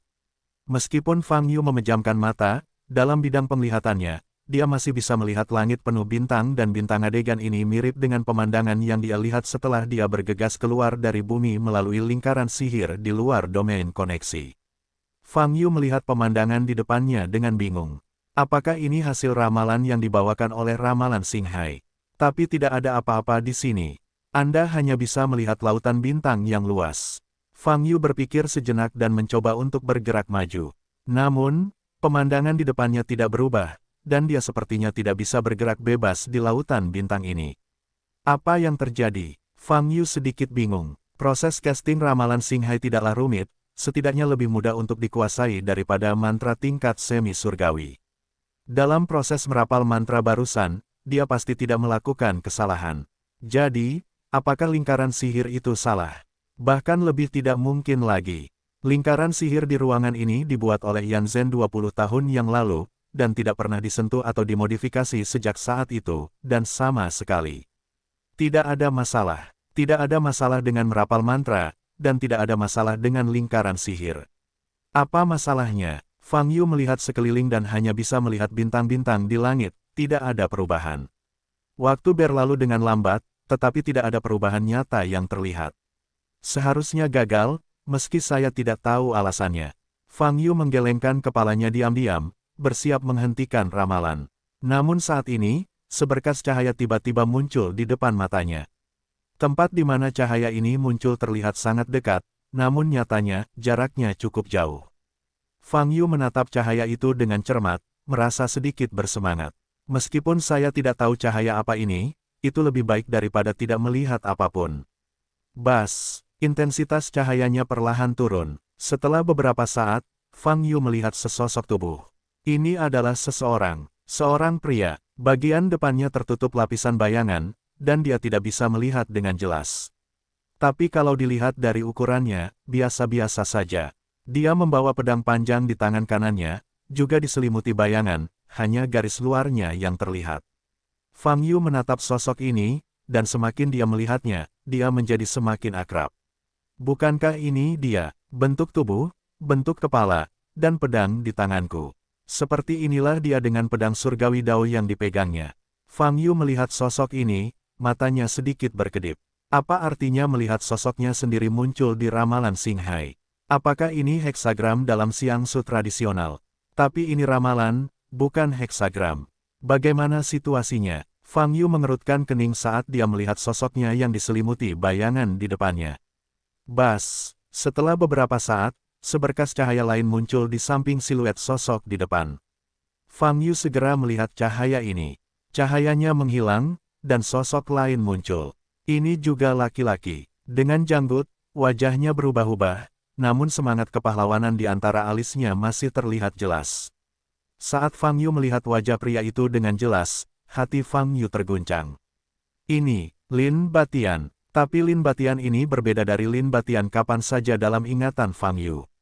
Wajahnya sangat berubah-ubah dalam hidup, rambut dan janggut dagunya berwarna abu-abu. Ada juga bekas luka yang terlihat jelas di wajah kiri. Di matanya, selain ketekunan, ada lebih banyak semacam kelegaan dari keputusasaan. Lin Batian menatap ke depan, seolah-olah sedang melihat ke arah Fang Yu, tetapi kenyataannya, pandangannya bukan pada Fang Yu, tetapi pada keberadaan yang tidak dapat dilihat oleh Fang Yu. Dagunya berlumuran darah, dan tangan kanannya menutupi bahu kirinya. Dan posisi bahu kirinya, sudah kehilangan lengannya, dan darah terus-menerus menetes. Kecuali luka yang terlihat jelas di bahu kirinya, dada kanan, perut, dan dua pahanya, semuanya ada luka, dan darah menetes keluar. Melihat adegan ini, hati Fang Yu berdebar-debar. Dia telah mengenal Lin Batian selama bertahun-tahun dan belum pernah melihat Lin Batian terlihat begitu malu. Lin Batian memiliki bakat yang mempesona, sejak masa Fit, dia mampu bersaing dengan kekuatan masa kesusahan. Tidak pernah ada lawan yang dapat merugikannya, dan tidak pernah terluka parah. Tapi Lin Batian di depannya tidak hanya terluka di banyak tempat. Fang Yu lebih peduli dengan perubahan hidup yang dia tunjukkan, serta ketidakberdayaan dan kematian yang menentukan dalam ekspresinya. Penampilan seperti itu, seharusnya tidak muncul di wajah orang seperti Lin Batian. Dan rambut putih serta janggut Lin Batian benar-benar berbeda dari gaya tahun ini. Meskipun Lin Batian tidak terlalu tampan dalam penampilannya, dia menyukai kecantikan yang bau dan selalu peduli dengan penampilannya untuk mengejar pacarnya. Tapi Lin Batian, yang muncul di depan mata Fang Yu, tidak bercukur dengan perubahan hidup. Jika bukan karena wajah yang dikenalnya ini, Fang Yu tidak akan pernah mengasosiasikan orang ini dengan Lin Batian. Apa ini? Fang Yu memandang Lin Batian di depannya, dan ingin berteriak. Namun dalam adegan ini, dia tidak bisa mengeluarkan suara sama sekali, dan hanya bisa berdiri diam dan menonton. Dan Lin Batian di depan juga dalam keadaan statis, tidak bergerak. Adegan ini sangat sunyi. Fang Yu menatap lurus ke arah Lin Batian di depan, hatinya bergetar. Bas, saat ini, cahaya lain muncul di sampingnya. Pandangan Fang Yu segera beralih ke sinar cahaya ini. Cahayanya menghilang, dan sosok di dalamnya muncul. Keadaan pikiran Fang Yu yang sudah gelisah terguncang lagi. Kali ini, orang yang dia lihat, adalah saudaranya, Dao Chen. Gambaran Dao Chen benar-benar berbeda dari kesan saudara laki-laki Fang Yu. Dia mengenakan baju besi perak, kepalanya abu-abu, dan matanya memerah melihat posisi Fang Yu. Namun seperti Lin Batian, pandangannya tidak benar-benar tertuju pada tubuh Fang Yu, melainkan pada sosok yang tak terlihat. Dibandingkan dengan Lin Batian, yang dipenuhi bekas luka, situasi Dao Chen jauh lebih baik, tetapi wajahnya yang mengerikan dan warna kebencian di matanya cukup jelas. Dia sepertinya menghadapi musuh bebuyutannya. Dan ekspresi kebencian yang ditunjukkan oleh Dao Chen juga merupakan sesuatu yang belum pernah dilihat Fang Yu sebelumnya. Dalam kesannya, kakak senior Dao Chen selalu menjadi pria yang sopan dan bertemperamen baik. Dia tidak pernah membuat marah siapapun. Bahkan jika dia bertemu musuh, dia akan menyelesaikan lawannya dengan senyuman di wajahnya. Tapi Dao Chen yang muncul di depan mata Fang Yu sekarang memiliki ekspresi kebencian, ekspresi mengerikan, mengertakkan gigi. Kebencian macam apa yang akan membuatnya begitu lembut dan menunjukkan tampilan ini? Fang Yu memandang Dao Chen dengan bingung. Pada saat ini, seberkas cahaya lain muncul di depan sosok yang diselimuti bayangan yang garis luarnya sangat mirip dengan Fang Yu. Cahayanya menghilang, sosok yang terlihat ternyata adalah Leng Sun Suang. Saat ini, Leng Sun Suang hanya berbaring di sana, matanya tertutup rapat. Wajahnya damai, tangannya terlipat di depan perut, namun wajahnya tidak berdarah. Melihat adegan ini, Fang Yu kaget. Apa sebenarnya yang terjadi? Apa yang dia lihat? Hantu, membayangkan, atau masa depan yang sebenarnya? Ini adalah ramalan Xinghai, apa yang saya lihat seharusnya merupakan hasil ramalan. Hati Fang Yu kaget. www.lightnovelpdf.com memikirkan kemungkinan ini, suasana hatinya langsung menjadi bingung. Kekacauan yang belum pernah terjadi sebelumnya. Tapi dia segera tenang. Tidak, pemandangan di depanmu tidak mungkin masa depan. Karena apa yang ditunjukkan Lin Batian dan Dao Chen adalah kebalikan dari kesannya. Ini mungkin semacam ilusi. Tapi dia jelas menggunakan teknik ramalan bintang laut, kenapa dia memasuki ilusi seperti itu? Apakah ada masalah dengan lingkaran sihirnya, atau benarkah? Seharusnya, untuk sesaat, otak Fang Yu berada dalam kekacauan dan sulit untuk tenang. Bas, saat ini, cahaya lain muncul di depan matanya. Dibandingkan dengan orang lain, sinar cahaya ini tampak lebih dekat dengan Fang Yu. Fang Yu berpisah dari pikirannya dan melihat cahaya ini. Cahaya itu perlahan menghilang, menampakkan sosok di dalamnya. Melihat sosok ini, pikiran Fang Yu langsung kosong, dan napasnya menjadi cepat. Ini adalah seorang lelaki tua dengan janggut dan rambut putih. Kakinya lurus, kakinya dirantai, dan sepertinya dia sedang duduk di suatu tempat. Pada saat ini, lelaki tua itu sedikit menundukkan kepalanya, matanya setengah tertutup. Dia kehilangan sebagian tangan kanannya, dan tangan kirinya terjatuh lemah di pahanya. Sebuah pisau tajam menembus dada kirinya, begitu saja. Pakaian compang camping di dadanya berlumuran darah merah cerah. Orang tua ini jelas sudah mati. Napas Fang Yu menjadi semakin berat. Karena orang tua ini adalah tuannya, Dao Tian. Fang Yu tidak pernah berpikir bahwa suatu hari dia akan melihat tuan tua seperti itu. Seperti orang tua sekuler di usia senja, tubuhnya kurus dan anggota tubuhnya menyusut hingga ke tulang. Dia hanya duduk bersandar, tak bergerak, kakinya masih terbelenggu. Tuan, mata Fang Yu terbuka lebar. Biarpun pemandangan di hadapannya palsu, dia tidak bisa menerimanya. Dia tidak bisa melihat Dao Tian jatuh ke dalam situasi seperti itu. Dia tidak bisa melihat Dao Tian keriput dan tak bernyawa. Noda darah pada pedang yang menusuk jantung Dao Tian membuat mata Fang Yu memerah. Ledakan. Untuk sesaat, dada Fang Yu yang penuh amarah dan permusuhan meletus, dan sulit untuk ditekan. Tapi saat ini, ada dengungan di otak Fang Yu, dan pemandangan di depannya menjadi kosong dan menghilang. Perasaan berputar di seluruh dunia, mengalir ke arahnya. Kesadaran Fang Yu tiba-tiba jatuh ke dalam kegelapan tak berujung. Ketika penglihatan Fang Yu pulih, dia sudah berada dalam reruntuhan. Dia berdiri, melihat sekeliling, dan melihat kastil-kastil di sekitarnya. Dia masih di markas Ordo. Tapi sudah ada banyak penyihir berjubah. Mereka menatap Fang Yu di reruntuhan dengan mata kaget dan curiga. Fang Yu menunduk, memandangi tubuhnya, dan meraih tangannya lagi. Tidak masalah, dia kembali ke dunia nyata. Fang Yu, kamu baik-baik saja. Saat ini, Yan Zhen muncul di depan Fang Yu. Fang Yu memandang Yan Zhen dan bertanya, apa yang terjadi tadi? Qi yang kuat meledak di tubuhmu, dan ruangan tempatmu berada dengan seluruh kastil, hancur, kata Yan Zhen. Petik 2. Maaf, apakah ada yang terluka? Fang Yu bertanya. Itu tidak benar. Tidak ada seorang pun di kastil ini saat itu, kata Yan Zhen. Di antara kata-katanya, Yan Zhen memandang Fang Yu, dengan keterkejutan tersembunyi di ekspresinya, dan dia berhenti berbicara. Apa yang ingin kamu tanyakan? Fang Yu bertanya. Aku ingin tahu, apakah ramalan Xinghai berhasil? Yan Zhen bertanya. Kamu tidak perlu memberitahuku hasil ramalannya, kamu cukup menjawab apakah aku berhasil. Mendengar pertanyaan ini, Fang Yu teringat pemandangan yang dia lihat di lautan bintang tadi, dan hatinya bergerak-gerak lagi. Dia tidak ingin mengingat penampilan Dao Tian yang sudah tua dan mati, dan dia tidak ingin melihat wajah Lin Batian yang penuh perubahan. Petik 2. Gagal. Fang Yu menarik napas dalam-dalam dan berkata, ini, bagimu, aku khawatir ini adalah hal yang baik. Yan Zhen berkata sambil menghela nafas lega. Yan Zhen, jika kamu telah mempelajari Atlas Batu Dharma 7 warna, kamu akan datang ke Beidou nomor 101 untuk menemukanku, dan aku akan membawamu menemui wanita itu. Fang Yu berkata, ada yang harus kuurus, jadi ayo pergi. Petik 2 titik titik titik. Bagus, jawab Yan Zhen. Fang Yu tidak berlama-lama lagi, menjalankan teknik teleportasi, dan langsung menghilang di tempatnya. Yan Zhen melihat reruntuhan di depannya, dan penyihir yang muncul di sekitarnya berbisik. Ada yang harus kamu lakukan, pikirkan cara untuk memperbaikinya. Yan Zhen berbalik dan memesan. Titik titik titik. Fang Yu kembali ke rumah Beidou, menemukan tempat di puncak gunung belakang, dan duduk sendirian. Pemandangan yang dia lihat di ramalan Xinghai membuat pikirannya benar-benar bingung.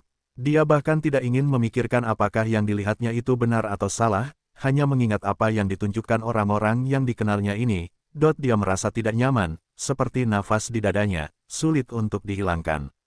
Saya harus tenang, selama saya memastikan ini palsu, itu tidak akan mempengaruhi mentalitas saya. Fang Yu berkata pada dirinya sendiri. Namun, teknik ramalannya sangat misterius. Jika ramalan adalah tentang masa depan, siapa yang bisa memastikan apakah ramalan itu benar atau salah sebelum tidak ada pengalaman? Lin Batian, saudara, tuan. Mereka semua adalah makhluk abadi yang telah berhasil naik ke alam abadi. Bagaimana saya bisa menghitung masa depan mereka dengan ramalan tingkat rendah di bumi? Memikirkan hal ini, suasana hati Fang Yu tiba-tiba menjadi cerah. Namun segera, dia berpikir untuk berbaring di sana lagi, Leng Sun Suang dengan mata tertutup. Leng Sun Suang tidak naik, dia meninggal di Sekte Dao Surgawi tahun itu, mengapa dia muncul di sana juga? 4 orang yang muncul adalah 4 orang yang paling penting bagiku, jadi mereka semua muncul. Ini adalah teknik paling umum dalam ilusi. Siapapun yang paling peduli akan menghasilkan sosok-sosok ini dalam ilusi. Mengganggu mentalitas. Fang Yu berpikir dalam hati, pada awalnya, Zhao Zinan dihancurkan dengan metode serupa oleh wanita dari Huazong yang terpesona, dan dengan paksa membuka wadahnya. Petik 2. Apa yang terjadi padaku, seharusnya serupa. Memikirkan hal ini, Fang Yu perlahan-lahan memulihkan ketenangannya. Dari alam bawah sadar, dia tidak mau mempercayai apa yang dilihatnya. Namun jika ia mengambil arah yang diinginkannya, lalu adakah eksistensi yang sengaja membuat moodnya kacau? Siapa keberadaan ini? Singkirkan dulu kemungkinan membuat kata-kata, siapa lagi yang bisa? Mengapa Fang Yu tidak merasakan sesuatu yang aneh ketika dia diberi mantra sihir? Masuk akal jika Fang Yu tidak bisa lalai sekarang. Fang Yu menjadi lebih bingung saat memikirkannya. Di satu sisi, ia tak mau mengakui bahwa yang ia lihat adalah masa depan yang sebenarnya. Namun di sisi lain, dia tidak dapat menemukan alasan yang cocok untuk meyakinkan dirinya bahwa dia telah terlibat dalam semacam ilusi. Bentak, Fang Yu menamparkan wajahnya dengan tamparan, memaksa dirinya keluar dari dilema mentalnya. Tamparan ini begitu kuat sehingga seluruh sudut puncak gunung tempat Fang Yu berada runtuh. Tentu saja Fang Yu tidak terluka. Dia terbang langsung ke udara dan melihat kebangunan di kejauhan. Pada saat seperti ini, dia sangat membutuhkan objek untuk berkomunikasi. Leng Sun Suang. Fang Yu ingin bertemu Leng Sun Suang. Wow, Fang Yu segera terbang menuju rumah tempat Jirumei berada, dengan sangat cepat. Titik titik titik. Lantai 2 gedung, di dalam ruangan. Jirumei mengenakan piyamanya, bermeditasi di tempat tidur, matanya tertutup rapat. Setelah bimbingan Ye Seng Sui, dia telah menguasai teknik kultivasi dan dapat berlatih sampai batas tertentu. Engah, Fang Yu jatuh dari balkon dengan suara keras. Jirumei gemetar, membuka matanya dan melihat ke balkon. Fang Yu masuk dari luar. Fang, Tuan Fang, kenapa kamu ada di sini? Jirumei dengan cepat mencoba untuk bangun, tetapi ketika dia menundukkan kepalanya, dia melihat piyamanya lagi, pipinya memerah. Bisakah kamu tidur? Fang Yu bertanya sambil menatap Jirumei. Petik 2 titik titik titik. Hah, Jirumei tercengang. Titik titik titik. 5 menit kemudian, Jirumei berbaring di tempat tidur dengan patuh, matanya terpejam. Rona merah di pipinya masih belum memudar, tapi tidurnya nyenyak. Fang Yu duduk di sampingnya, menunggu dengan tenang. Saat ini baru jam 5 sore, masih pagi, dan belum waktunya istirahat. Tapi Fang Yu sangat ingin bertemu Leng Sun Suang dan berbicara dengannya tentang apa yang dia lihat hari ini, jadi dia hanya bisa membiarkan Jirumei tidur lebih awal. Titik titik titik. Waktu berlalu dengan cepat, dan beberapa jam berlalu dengan cepat.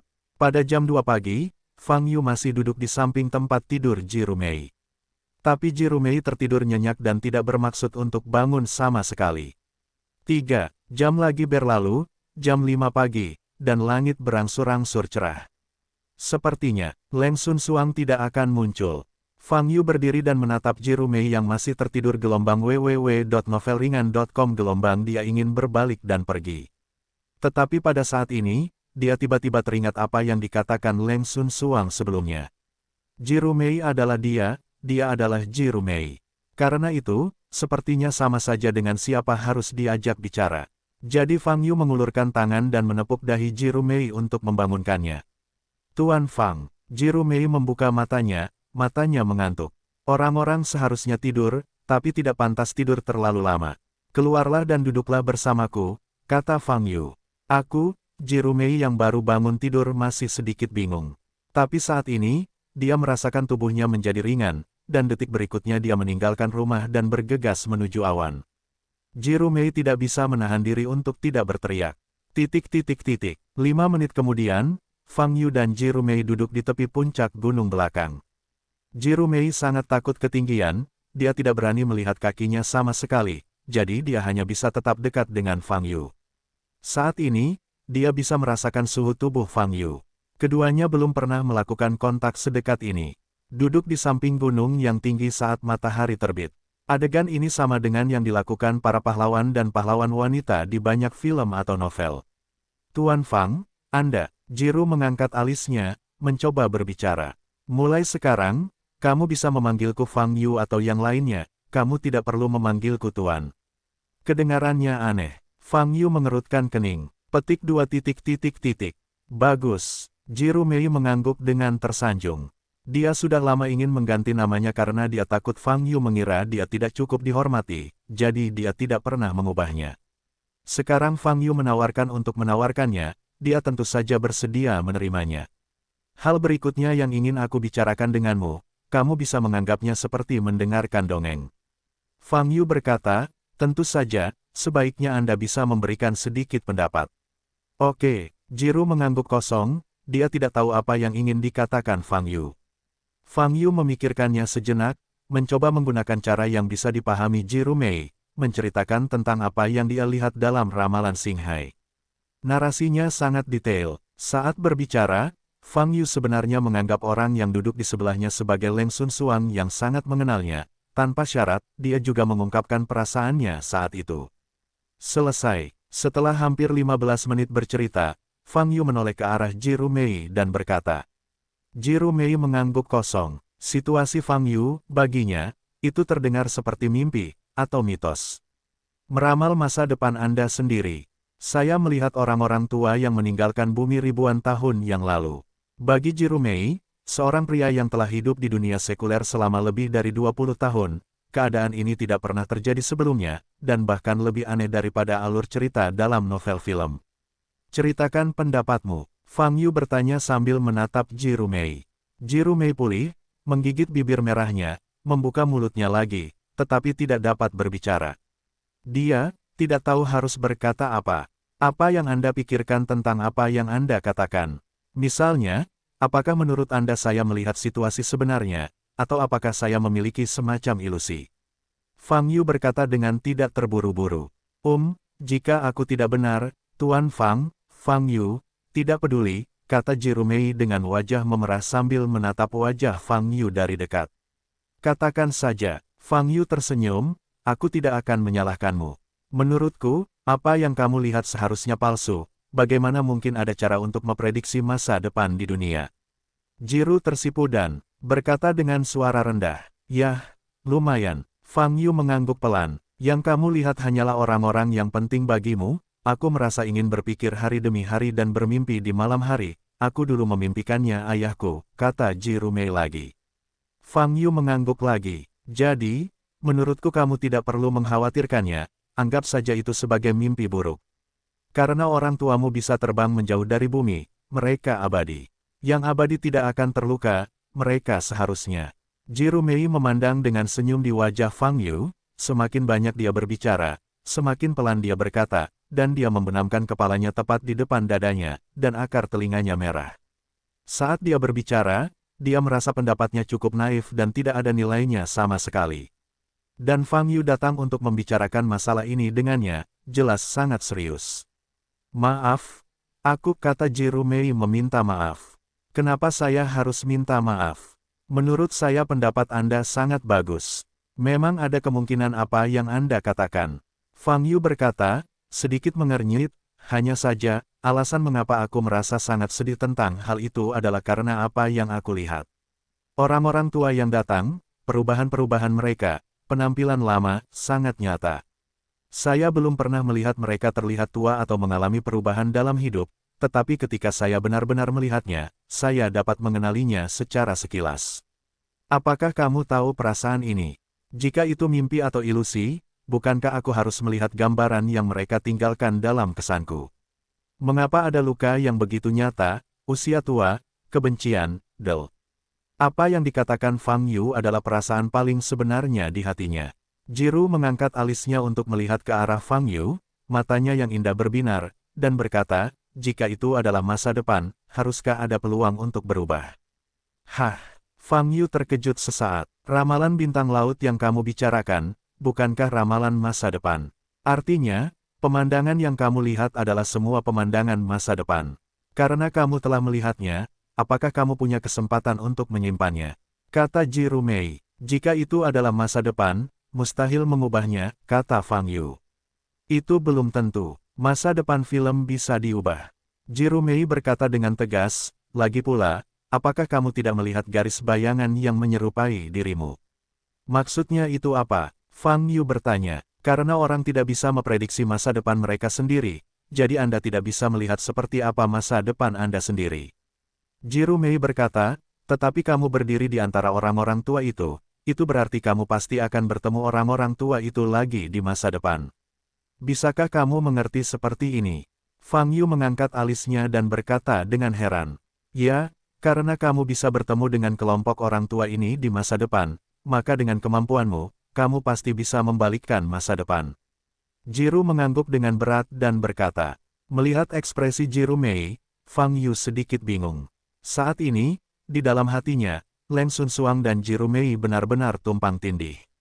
Tidak ada perbedaan bahkan dalam nada bicara dan tatapan mata. Fang Yu, menurutku kamu tidak perlu terlalu banyak berpikir. Apakah kamu melihat masa depan atau mimpi, kamu tidak bisa membiarkannya mempengaruhi masa kini. Jiru Mei berkata, semakin dia berani, bagaimanapun, orang harus hidup di masa sekarang. Saran yang bagus. Fang Yu mengangguk. Pipi Jiru Mei sedikit panas, tapi penegasan Fang Yu membuatnya sangat bahagia. Dia selalu merasa jauh dari Fang Yu sebelumnya. Tapi hari ini, saat matahari terbit, dia tiba-tiba menemukan, jarak antara dia dan Fang Yu tidak sejauh yang dia kira. Jiru Mei secara tidak sengaja melirik kaki yang tergantung dan melihat pemandangan di bawah.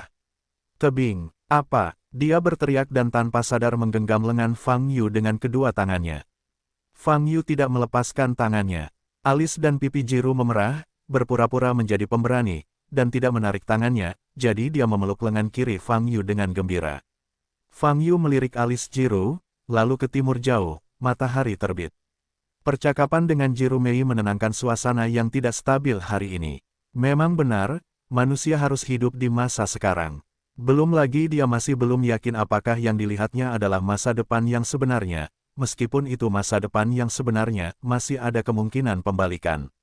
Anda tidak boleh membiarkan semua yang Anda lihat hari ini memengaruhi suasana hati Anda saat ini.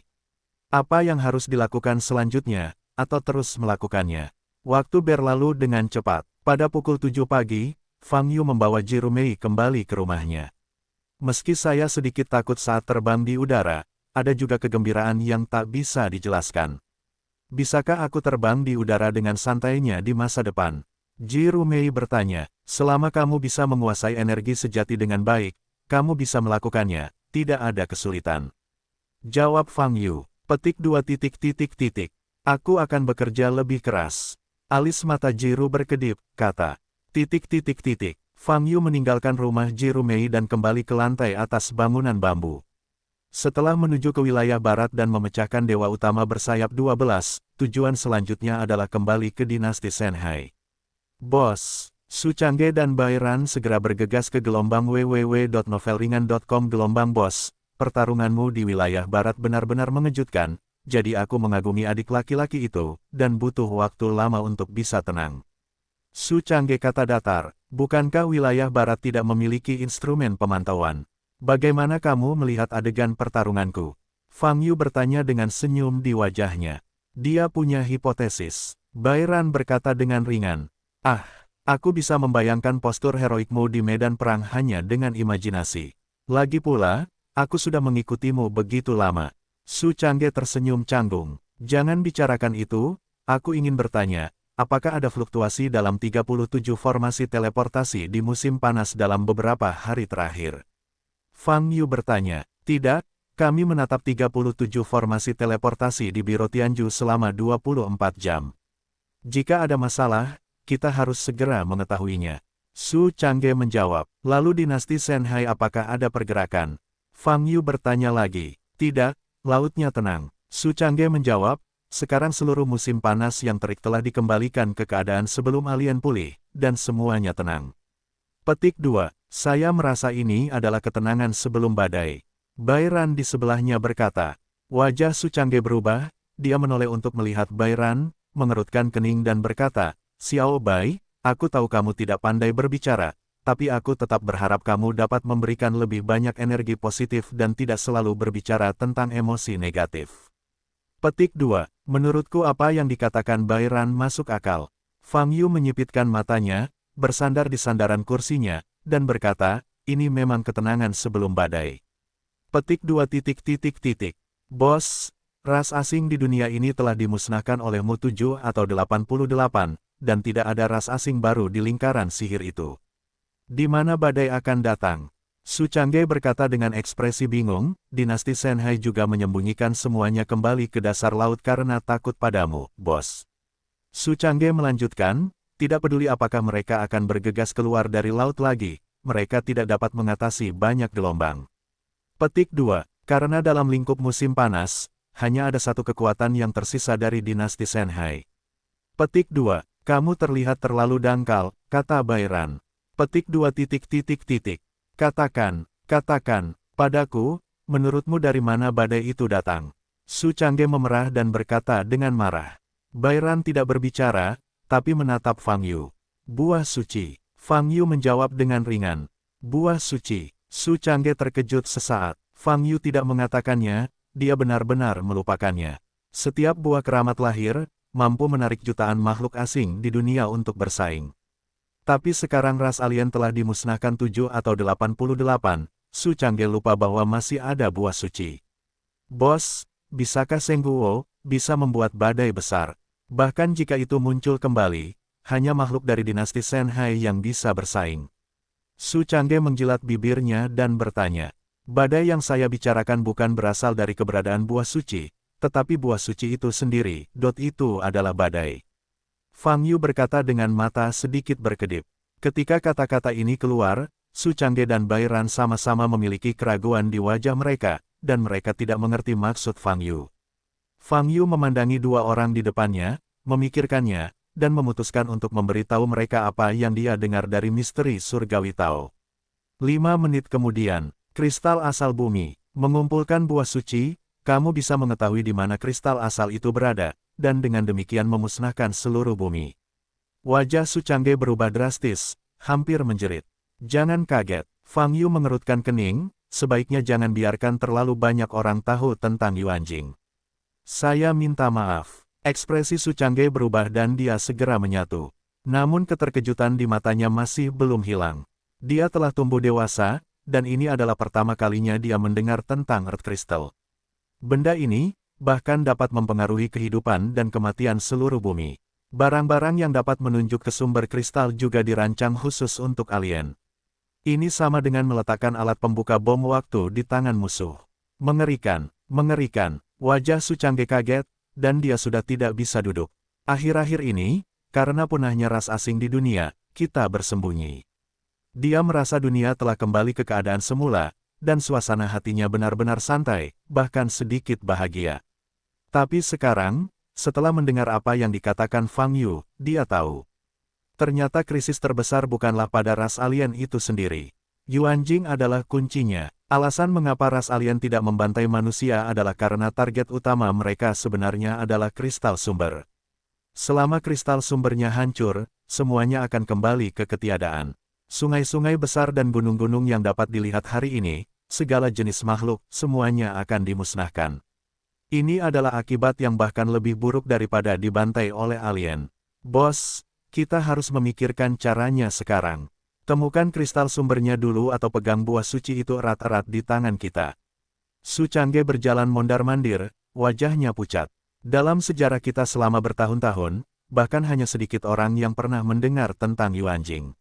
Oleh karena itu, sangat mustahil untuk tiba-tiba ditemukan oleh makhluk tertentu. Fang Yu berkata, sepertinya satu-satunya kemungkinan untuk menemukan Yuan Jing adalah sekarang. Caranya, adalah dengan mengumpulkan buah suci. Dan semua keadaan yang baru saja saya katakan belum benar-benar terkonfirmasi. Tidak ada yang tahu apakah Yuan Jing benar-benar ada. Jadi, duduklah dan jangan panik. Mendengar ini, Su Changge kembali ke tempat duduknya. Tapi wajahnya masih kurang cantik. Saudara Fang, apa yang harus kita lakukan sekarang? Bai Ran bertanya. Target selanjutnya, tentu saja, adalah dinasti Shanhai.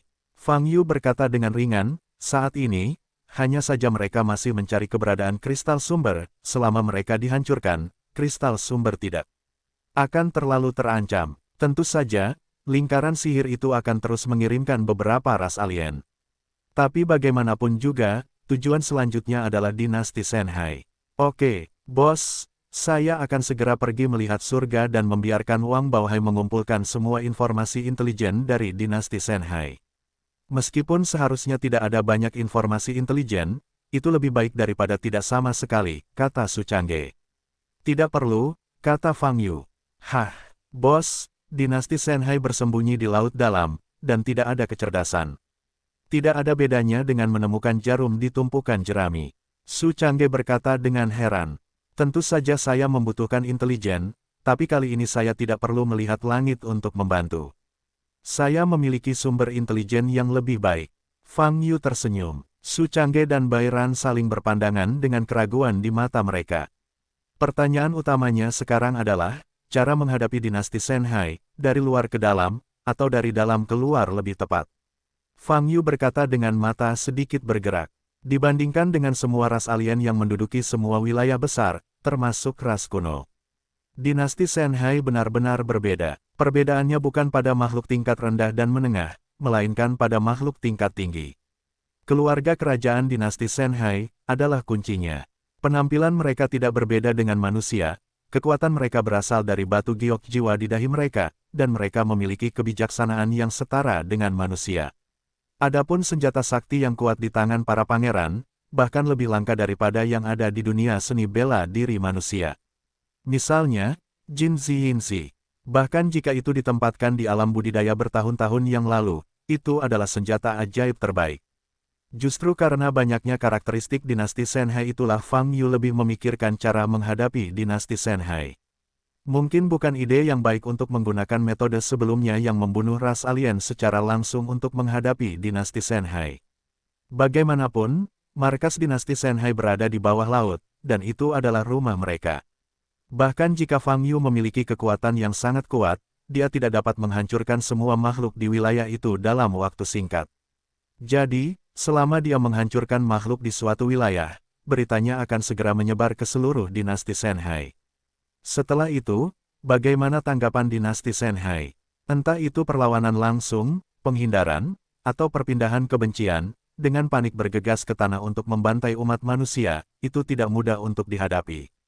Fang Yu sebelumnya pernah mendengar dari mulut Chang Yu tentang jumlah makhluk tingkat rendah dan menengah di bawah kendali dinasti Shanhai. Itu adalah angka yang menakutkan, hampir sebanding dengan jumlah semua ras alien yang ada di bumi sebelumnya. Tentu saja, Chang Yu juga tidak jelas tentang hal itu, ambigu dan tidak spesifik. Namun mengingat luas lautan di bumi jauh lebih luas daripada luas daratan, Tidak peduli berapa banyak makhluk dinasti Shenhai yang hidup di bawah dasar laut, hal tersebut merupakan hal yang wajar. Oleh karena itu, kita harus berhati-hati. Rasanya lebih baik jika dilakukan dari dalam keluar. Dengan keunggulan Chang Yu, akan sangat sia-sia jika tidak menggunakannya. Fang Yu menyentuh dagunya, memikirkan rencana di dalam hatinya. Su Changge dan Bai Ran duduk di depan Fang Yu, tidak berani membuka mulut untuk mengganggu pikiran Fang Yu. www.novelringan.com. Setelah beberapa menit hening, mereka berdua melihat mulut Fang Yu meringkuk, dan mulut mereka terangkat, wajah menunjukkan ejekan dan sarkasme. Senyum, bosnya tampan sekali, bahkan penampilannya yang sedang merencanakan konspirasi, benar-benar membuat sang adik sangat mengaguminya, kata Su Changge dengan penuh emosi. Oke, kamu kembali dulu, lalu, aku akan memulai rencanaku, kata Fang Yu. Bos, apakah kamu tidak membutuhkan bantuan kami? Su Changge bertanya. Saya tidak membutuhkannya untuk saat ini, jika saya membutuhkannya, saya akan menemukan Anda lagi, kata Fang Yu. Bagus, Su Changge dan Bai Ran bangun bersama. Ngomong-ngomong, untuk tugasmu selanjutnya, selain menatap 37 lingkaran sihir, kamu harus memperhatikan buah suci. Dimanapun buah suci itu muncul, beritahu aku secepatnya. Fang Yu memesan lagi. Memahami, Su Changge dan Bai Ran menjawab, lalu berbalik dan pergi. Fang Yu duduk di tempat, memejamkan mata, dan menggunakan segel jiwanya untuk menghubungi Chang Yu. Saat ini, wilayah kapal selam Chang Yu, di dalam istana. Chang Yu sedang bermeditasi di pelipisnya. Dia menutup matanya rapat-rapat, wajahnya serius, dan cahaya biru samar muncul di tubuhnya. Di dalam aula, sangat sunyi, bahkan suara jarum yang jatuh ke tanah pun bisa terdengar. Apa kabarmu? Pada saat ini, sebuah suara tiba-tiba terdengar dari benaknya. Chang Yu gemetar, dan keringat dingin terbentuk di dahinya. Dia tidak berani menjawab kata-kata Fang Yu. Kenapa kamu tidak bicara? Fang Yu bertanya lagi. Chang Yu masih belum berani menjawab. Meskipun tampaknya dia adalah satu-satunya orang di aula, pada kenyataannya, kehendak Guru Agung telah menutupi seluruh aula, mengawasi budidayanya. Selama dia berubah sedikit, dia akan diperingatkan oleh Guru Surgawi terlebih lagi, dengan kekuatan aneh dari Guru Agung, bahkan jika dia berbicara dengan Fang Yu melalui segel jiwanya, itu mungkin terdengar. Jika demikian, maka dia akan tamat seluruhnya, dan tidak akan ada tempat untuk menguburkannya. Oleh karena itu, Chang Yu tidak berani menjawab Fang Yu secara langsung. Jangan khawatir, berbicara denganku tidak akan pernah didengar oleh orang luar. Fang Yu sepertinya tahu apa yang dipikirkan Chang Yu, dan berkata, bahkan jika ada 10 orang berdiri di depanmu, kamu dapat berbicara denganku, karena kamu. Saat berbicara denganku, sebenarnya seperti berpikir, tidak ada yang bisa melihat apa yang kamu pikirkan. Cepatlah, ada hal penting yang ingin ku bicarakan denganmu. Mendengar kata-kata ini, Chang Yu tidak bisa menahan diri, jadi dia mencoba menjawab dalam hatinya, saya sekarang berkultivasi di aula, ibu saya menemukan saya Guru Agung yang mengawasi saya. Petik 2. Guru Surga, apa itu? Ini, Fang Yu bertanya, itu adalah Guru Surgawi. Kroni ibuku, jawab Chang Yu. Saat berbicara dengan Fang Yu, dia diam-diam membuka matanya dan memperhatikan situasi sekitarnya. Yang mulia, mohon tutup mata Anda dan berkonsentrasilah pada latihan. Saat ini, suara tua dan dalam datang dari segala arah. Saya mengerti. Tubuh Chang Yu bergetar dan segera menutup matanya. Tetapi pada saat ini, dia setidaknya yakin bahwa Tuan Dachuo tidak dapat mendengar komunikasinya dengan Fang Yu, dan dia merasa lega. Apakah kamu berkultivasi akhir-akhir ini? Fang Yu bertanya. Ya, saya telah berkultivasi dan tidak pernah berhenti. Jawab Chang Yu dengan sangat tertekan. Sepertinya ibumu bertekad untuk mengangkatmu pada posisi pangeran. Fang Yu berkata sambil tersenyum, kamu dianggap pindahan. Aku tidak ingin menjadi pangeran. Jika bukan karena kamu, Chang Yu membalas dengan penuh semangat, apa bagusnya menjadi seorang pangeran? Itu hanya akan meningkatkan tekananku. Ada juga bahayanya. Petik 2. Hei, kamu sungguh sia-sia karena tidak berusaha membuat kemajuan, kata Fang Yu. Terus kenapa? Aku seorang pangeran biasa, setidaknya aku tidak akan menjadi sasaran. Chang Yu menjawab, aku suka menjadi sampah. Petik 2. Petik 2. Fang Yu berkata setelah beberapa detik terdiam, berhenti membicarakan hal ini, aku sedang mencari sesuatu untuk dilakukan denganmu. Apa masalahnya? Chang Yu menenangkan diri dan bertanya. Saya membutuhkan identitas untuk berbaur dengan keluarga kerajaan Anda. Fang Yu berkata dengan ringan. Apa? Chang Yu tercengang, dengan reaksi yang luar biasa. Sederhananya, saya ingin Anda memberikan identitas yang sesuai, dan kemudian, saya ingin memasuki keluarga kerajaan Anda, kata Fang Yu. Anda, apa yang ingin kamu lakukan? Chang Yu bertanya. Bantu kamu membersihkan semua pesaing, kata Fang Yu. Kamu ingin? Chang Yu berkata dengan ngeri di dalam hatinya, tidak mungkin. Kamu membunuh begitu banyak pangeran di keluarga kerajaan, ayah dan kroni-kroninya tidak akan tinggal diam. Petik 2. Apa yang aku lakukan? Yang aku bicarakan adalah membersihkan semua pesaingmu, dan kemudian membiarkanmu duduk dengan lancar, kata Fang Yu dengan tenang. Ini terlalu berisiko. Demi menjadi seorang pangeran, aku mungkin akan membeberkannya. Chang Yu menyela Fang Yu dengan penuh semangat, dan berkata, siapa yang memberitahumu bahwa itu untuk putra mahkota? Kata Fang Yu. Chang Yu tercengang. Saya ingin membantu Anda membersihkan para pesaing, termasuk ayah Anda, Kaisar Shenhai. Fang Yu berkata dengan ringan, kali ini, saya akan langsung mempromosikan Anda ke posisi Kaisar. Apa? Mendengar kata-kata ini, Chang Yu tidak dapat menahannya lagi, dan dia terkejut, tidak dapat menahan diri untuk tidak berseru. Batuk. Di dalam aula, terdengar suara batuk. Yang mulia, mohon jangan mempersulit saya. Suara tua itu memperingatkan tanpa emosi apapun. Ekspresi Chang Yu berubah, dan dia segera duduk dan menutup matanya. Jangan kaget, sekarang aku hanya ingin kamu memberiku identitas yang cocok agar aku bisa berbaur dengan keluarga kerajaan. Aku akan dengan bebas merencanakan sisa masalah ini. Fang Yu melanjutkan, jangan banyak bertanya. Aku tidak berdiskusi denganmu. Petik 2. Ming, aku mengerti. Jawab Chang Yu. 20 menit kemudian, Chang Yu akhirnya selesai berbicara dengan Fang Yu. Yang mulia, Anda bisa istirahat sebentar. Saat ini, suara lama itu tiba-tiba terdengar. Chang Yu membuka matanya, meregangkan kakinya, dan menghela nafas lega. Tuan Dachao, saya akan keluar untuk mengambil napas, kata Chang Yu. Ya, Tuan Surgawi menjawab. Chang Yu berdiri dan berjalan keluar istana. Yang mulia, detak jantung Anda menjadi sangat cepat sejak 20 menit yang lalu, tapi apa yang terjadi? Sebelum Chang Yu keluar dari istana, suara guru agung tiba-tiba terdengar lagi. Mendengar pertanyaan ini, ekspresi Chang Yu berubah. Tidak apa-apa, jawab Chang Yu. Bagus, kalau ada masalah dalam proses budidaya harus dimunculkan, kalau tidak, mudah membuat kesalahan besar dan tidak bisa diperbaiki.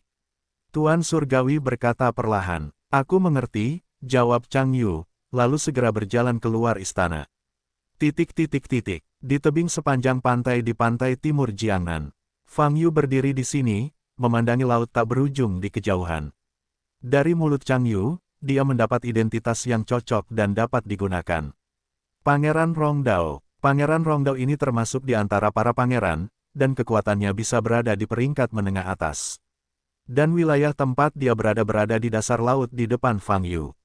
Yang harus dilakukan Fang Yu sekarang adalah menyingkirkan Pangeran Rongdao tanpa mengganggu makhluk apapun di wilayah tersebut, lalu menyamar sebagai Pangeran Rongdao dengan aura misterius dan mewarisi identitasnya. Dengan cara ini, dia bisa dengan lancar berbaur dengan keluarga kerajaan dinasti Shenhai. Adapun mengapa dia melakukan ini, seperti yang dikatakan Fang Yu, dia ingin menggunakan identitasnya sebagai pangeran untuk membunuh semua pangeran di keluarga kerajaan, dan kemudian berurusan dengan Kaisar Shenhai, dan mengangkat Chang Yu ke posisi kaisar dalam satu gerakan. Selama Chang Yu menjadi kaisar, dia tidak hanya perlu berurusan dengan makhluk tingkat menengah dan rendah yang jumlahnya tak terhitung banyaknya, sebaliknya, dia dapat menggunakan makhluk-makhluk ini untuk melakukan banyak hal.